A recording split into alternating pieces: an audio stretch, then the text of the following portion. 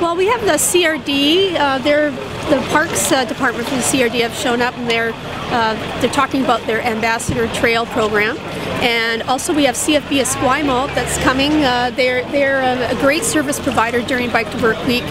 They're offering us a couple of guys in a van. They're helping us lug equipment to all 19 celebration stations this year.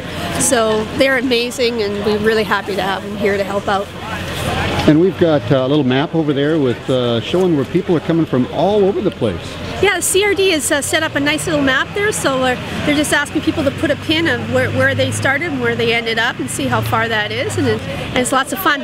And you know, it's just great to see, like, every year there seems to be more and more people doing this. 1,000 new riders every year, and so 1,000 people are trying it out for the first time, and hopefully they'll continue riding throughout the year and into the next generation.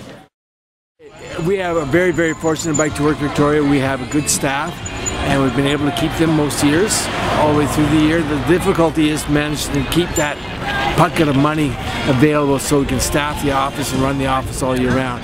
It's very challenging right now with the government. The provincial government has cut us off of funding, as they have done with a lot of groups. And for BC, that meant almost $300,000 hit to Bike to Work in BC. And our share of that was about $50,000. So we're doing without that money this year, and we're hiring staff and trying to make do. Thank goodness our sponsors are so wonderful, and they've stepped up to the plate and filled in some of the gaps.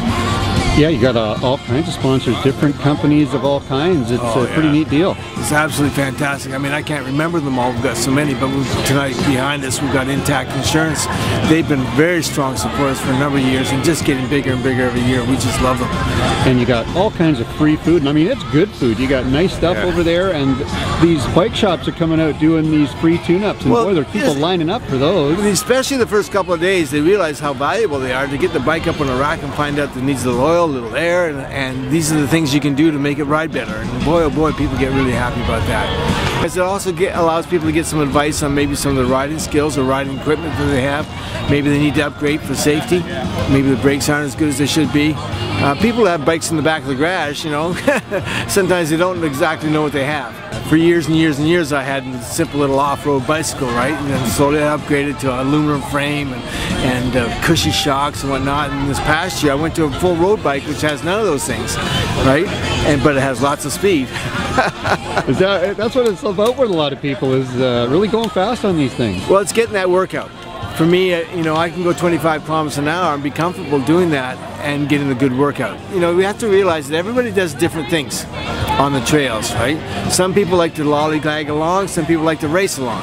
Well, how do we get along, right? We have to figure out how we all get along on those trails. And it's a new thing, right? Yeah. We know about working on the roads with cars, right? And we're trying to educate car drivers and cyclists to work together. Now we've got to do the same thing with cyclists and pedestrians. Well, you got to realize we're very different communities. Some places bikes are still toys, but in our world, bikes are a mode of transportation. But they're also racing devices. They're also recreational devices out off-road. They're also just simple, you know, go do my chores devices. Some people, it's a primary mode of transportation. So they're treated differently, and they are used differently. And so what happens is you get a recreational cyclist out in the Goose. He tends to act like a recreational cyclist, which is about speed, it's about getting exercise, and those kinds of things. A community cyclist, like myself, tends to be a little bit more about how am I going to get to work through this wind and rain and with the right gear and so on and so forth, without upsetting other people in the way.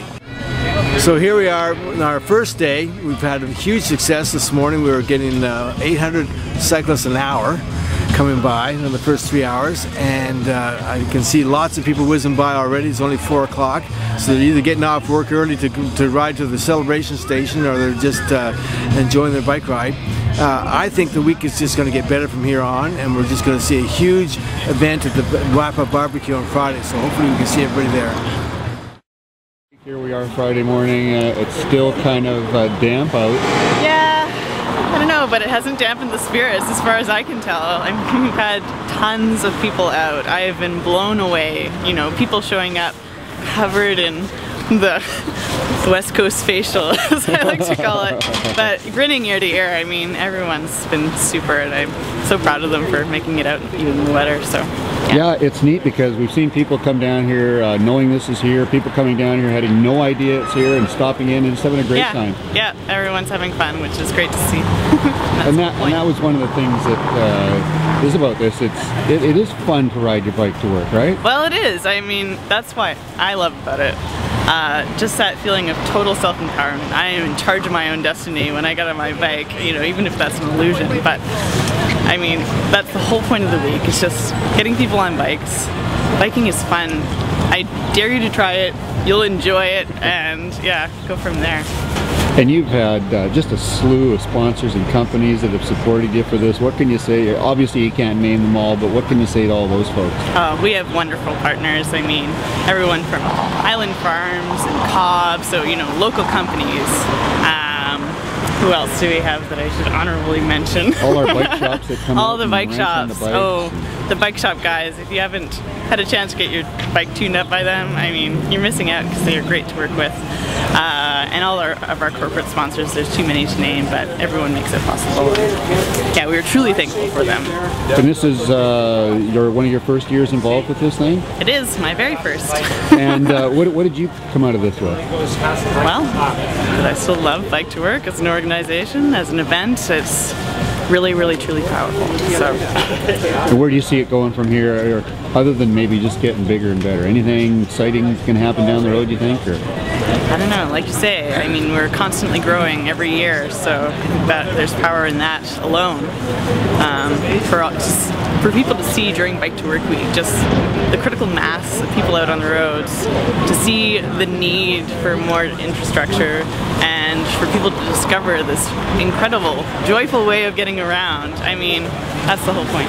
Yeah, we've talked to a lot of people that, you know, they're not just commuting from a little ways out of town into their job. They're going all the way across town, across the bridges and all this stuff. Yeah, but this is what's great about cycling. It's doable, especially here. This is a great cycling city. Yeah.